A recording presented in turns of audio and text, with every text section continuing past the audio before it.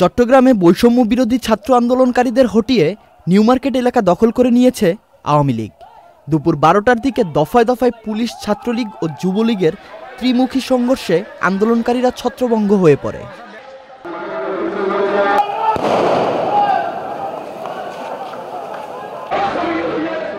এরপর আন্দোলনকারীরা বিভিন্ন সড়ক দিয়ে নিউ মার্কেটের দিকে আসতে চাইলে আওয়ামী লীগ নেতাকর্মীদের ধাওয়ার মুখে পালাতে বাধ্য হয়।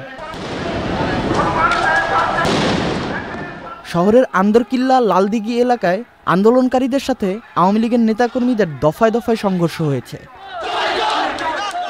এই সংঘর্ষে আহত ৭৮ জনকে চট্টগ্রাম মেডিকেল কলেজ হাসপাতালে ভর্তি করা হয়। 7 জনের অবস্থা সংকটজনক বলে চিকিৎসকেরা জানান।